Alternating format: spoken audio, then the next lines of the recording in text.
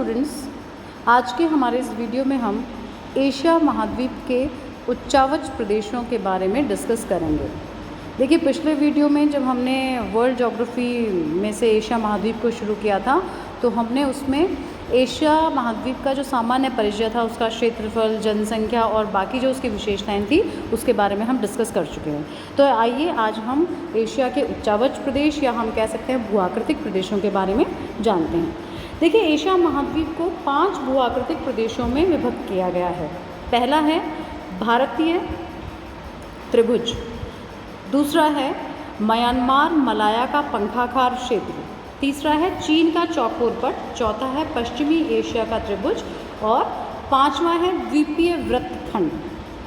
तो इस में हम आइए सबसे पहले लेते हैं भारतीय त्रिभुज को। इस मैप में हमें क्लियर जो एरिया है भारतीय त्रिभुज का वो क्लियर दिख रहा है।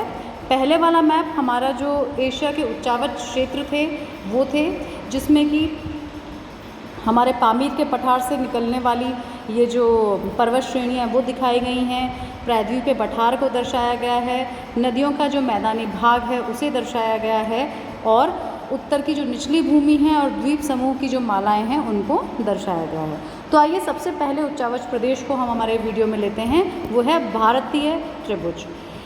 देखिए, भारतीय त्रिभुज के अंतर्गत मुख्यतया भारतीय उपमहाद्वीप सम्मिलित है, मतलब मैक्सिमम जो पोर्शन है वो इंडियन सब कॉन्टिनेंट का इसमें आता है।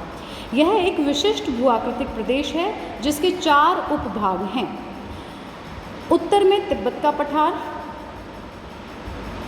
पठार के दक्षिणी छोर से हिमालय का विस्तृत उच्च पर्वतीय श्रेणियां प्रारंभ हो जाती हैं और पर्वतीय भाग के दक्षिण में उत्तर भारत का विशाल मैदान आता है और उसके दक्षिण में प्रायद्वीपीय भारत का प्राचीन स्थल भूखंड आता है। यानी हमने जो भारतीय त्रिभुजाकार ये जो क्षेत्र है उसको प्रायद्वीपीय पठार से शुरू होता हुआ माना है, जिसमें प्रायद्वीपीय पठार, उसके बाद माउंटेन वॉल्स किसकी, हिमालय पर्वत श्रेणियों की, उसके बाद नर्दर्न प्लेन्स वाला एरिया जो भारत का मैदानी भाग है, गंगा ब्रह्मपुत्र का जो मैदानी भाग है उसको, और उसके बाद हमने इसको प्रायद्वीपीय पठार वाला जो क्षेत्र है भारत का उसको सम्मिलित किया है। यानी हमने इस त्रिभुजाकार क्षेत्र में 4 उपभाग माने हैं। तो आइए हम इन उपभागों के बारे में जानते हैं। सबसे पहले हम लेते हैं तिब्बत के पठार को।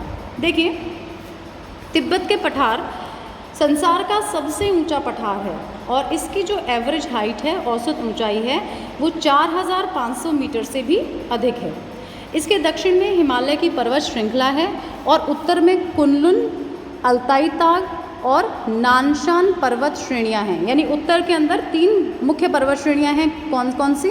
कुनलुन, अल्ताई ताग और नानशान पर्वत श्रेणी। इस पठारी भाग पर अनेक श्रेणियां और नदी बेसिन प्रवाहित होते हैं और अत्यधिक अपर्दन के कारण संपूर्ण क्षेत्र असमतल एवं अपर्दित पठार हो गया है।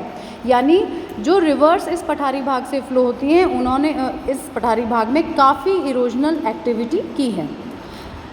इस पठारी भाग में अनेक नदियों में झीलें स्थित हैं जो कई आकारों में हमें देखने को मिलती हैं।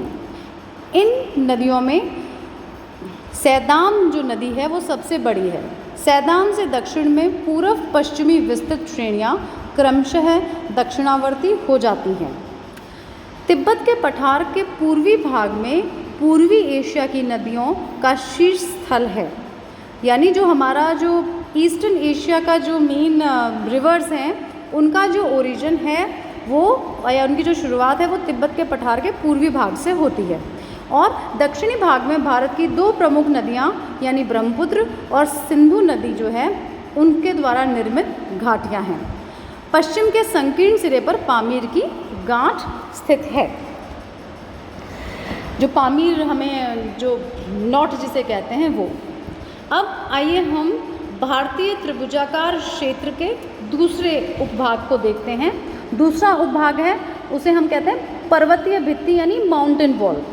देखिए, भारत के उत्तर एवं तिब्बत के पठार के दक्षिण में एशिया का सर्वाधिक महत्वपूर्ण भूरूप जो है वो हिमालय की पर्वत श्रेणियां हैं और हिमालय की पर्वत श्रेणियों को ही हमने माउंटेन वॉल या पर्वतीय भित्ति कहा है। ये सभी पर्वत श्रेणियों की जो औसत ऊंचाई है वो लगभग लंबाई है वो 3,500 किलोमीटर के आसपास है तथा वे इस पर्वतीय भित्ति के अवरोधक के रूप में हैं। हिमालय में जो पर्वत श्रेणियां हैं वो मैक्सिमम नवीन मोड़दार पर्वत हैं और इनका जो ओरिजिन था यानी उद्भव था ये टर्शरी एरा, ये नवीन कल्प युग है, उसमें हुआ। हिमालय की नवीन पर्वत श्रेणियाँ जो हैं उनमें अभी भी जियोसिंक्लाइन से बनी हुई हैं और जो अतीत काल में टिथिस सागर का नाम का जो विशाल समुद्र था वो उससे संबंधित हैं। भौगोलिक दृष्टि से यदि हम देखें तो भौगोलिक दृष्टि से हिमालय के 3 विभाग हैं जो हम इंडियन ज्योग्राफी में पढ़ चुके हैं: वृहद हिमालय, लघु हिमालय और बाह्य हिमालय।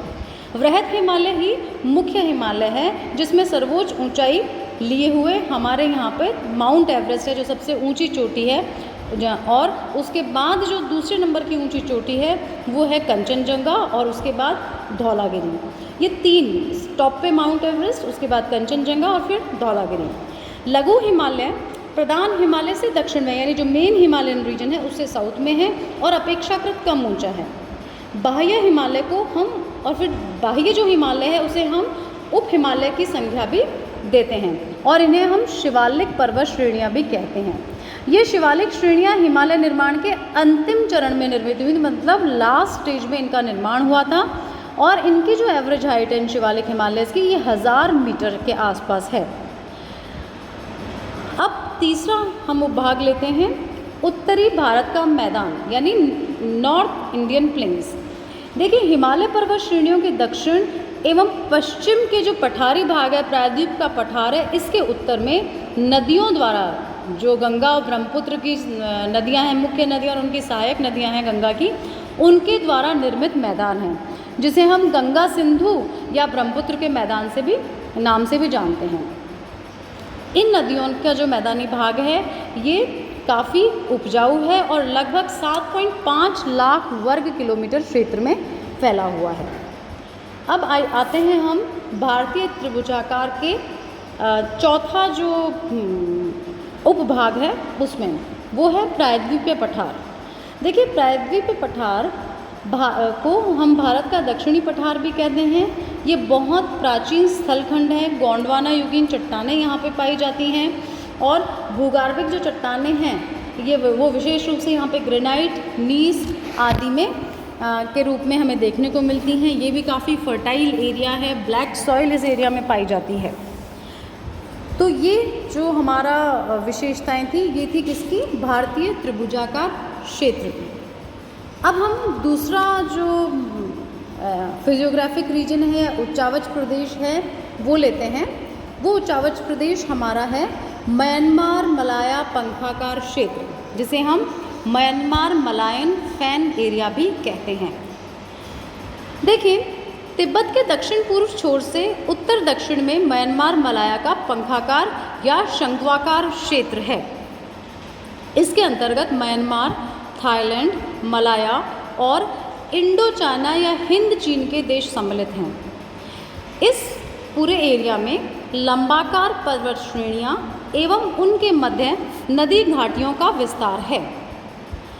पश्चिम में अराकान योमा श्रेणी है जिसका क्रम अंडमान निकोबार तक चला गया है, यानी अराकान योमा जो पर्वत श्रेणी है उसका जो विस्तार है वो अंडमान निकोबार द्वीप समूह है जो भारत के अंदर बंगाल की खाड़ी में है। मध्यवर्ती श्रेणी सीधी मलाया प्रायद्वीप के दक्षिण भाग तक फैली हुई है, यानी और जो मध्यवर्ती श्रेणी है वो मलाया प्रायद्वीप के दक्षिण तक फैली हुई है। वहीं पूर्वी श्रेणी हिंद चीन या इंडो चाइना के निकट घुमावदार हो गई है। इन पर्वत श्रेणियों के मध्य इरावदी, चिंदविन, सालविन, मेकांग आदि नदियों ने अपनी घाटियां बना रखी हैं। इस क्षेत्र का पंखाकार स्वरूप ही इन्हीं श्रेणियों एवं घाटियों से बना है जिनका केंद्र तिब्बत का दक्षिण पूर्वी छोर है। ये जो क्षेत्र है यह भी प्राचीन स्थलखंड है और यहाँ की संरचना शेष पर्वतीय क्षेत्रों के समान है। हालांकि इस क्षेत्र में पर्वत निर्माण प्रक्रिया विभिन्न युगों में हुई है, मतलब काफ़ी एजेस में एक साथ नहीं हुई। जैसे हिमालयाज न्यूफोल्ड माउंटेन्स हैं, लेकिन ये जो एरिया है इसकी स्टेज बाय स्टेज मतलब एक ही स्टेज काल में नहीं हुई है, कई काल लगे इन पर्वत श्रेणियों के निर्माण में। इस प्रदेश की पर्वत श्रेणियों में अराकान योमा और अन्नामाइट श्रेणियां प्रमुख हैं। अराकान योमा टर्शरी कालीन श्रेणी है। चिंदवन नदी के पूर्व में कुमेनगुम और दक्षिण में पेगु योमा की सीमावर्ती निचली श्रेणियां हैं। फिर आती है अन्नामाइट श्रेणी। देखिए अन्नामाइट श्रेणी जो है वो मेकांग नदी के पूर्व में अंग्रेजी अक्षर एस के आकार में फैली है। साल्विन और मेकांग जो नदियां हैं उनके मध्य प्रायद्वीप की प्रमुख श्रेणी का विस्तार है। अब ये जो पर्वत श्रेणियां हैं, इन पर्वत श्रेणियों के समान नदी घाटियों का विस्तार भी विशेष रूप से उत्तर दक्षिण में हुआ है। प्रत्येक नदी की जो घाटी है यहाँ पर वो दूसरी नदी घाटी से पर्वत श्रेणियों द्वारा पृथक है। यानी ये स्पेशलिटी है कि एक नदी घाटी और दूसरी जो नदी घाटी है उसके बीच वो उसका जो डिवाइडिंग लाइन है ये पर्वत श्रेणियाँ ही हैं, और सभी नदियों का जो प्राकृतिक विकास क्रम लगभग समान है। यहाँ की जो प्रमुख नदी घाटियाँ हैं वो हैं इरावदी, साल्विन, मेकांग, शौंधोई, चिंदविन आदि। उसके बाद जो इसकी एक अलग विशेषलिटी जो स्पेशल जो है वो है सुंडा वेदी यानी सुंडा प्लेटफॉर्म। तो इंडो चाइना के दक्षिण में मलाया से बोर्निया तक ये विस्तृत है। यानी इंडो चाइना के दक्षिण और मलाया से बोर्निया तक जो लैंडफॉर्म है या अपलैंड है उसे हम सुंदा प्लेटफॉर्म या सुंदा वेदी के नाम से जानते हैं। देखिए ये सुंदा जो प्लेटफॉर्म है ये एक विशिष्ट भूस्वरूप है जिसका विस्तार स्थल एवं दक्षिणी चीन सागर के जलीय क्षेत्र पर है। इस एरिया में प्राचीन पर्वत श्रेणियां हमें देखने को मिलती हैं जो मोड़दार हैं। उत्तर दक्षिण विस्तृत श्रेणियों को स्वेस ने प्राचीन पर्वतों के मूल अवशेष के रूप में माना है। जो जोग्राफर थे, भूगोलवेत्ता थे जो स्वेस, उन्होंने इनको प्राचीन पर्वत श्रेणियों के मूल अवशेष के रूप में माना है। हालांकि ये श्रेणियां अवशेष हैं तथा अपरदन से प्रभावित होती रहती हैं, लेकिन फिर भी पर्याप्त ऊंचाई है इनकी जो हाइट है वो ठीक है, जिससे यह तथ्य स्पष्ट होता है कि मूल श्रेणियां बहुत अधिक ऊंची थी।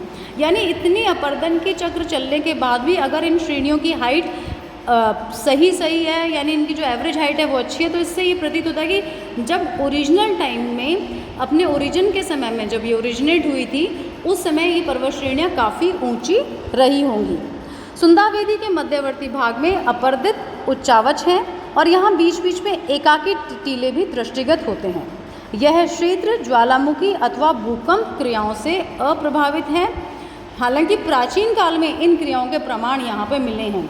प्राचीन काल में यहाँ पे ज्वालामुखी और भूकंप क्रियाएं इस क्षेत्र में होती रही हैं, लेकिन प्रेजेंट टाइम में हम देखें तो ये क्रियाएं अब इनमें नहीं हो रही हैं। अगले वीडियो में हम चाइनीज़ चौकरपट और पश्चिमी एशिया के त्रिभुज की चर्चा करेंगे।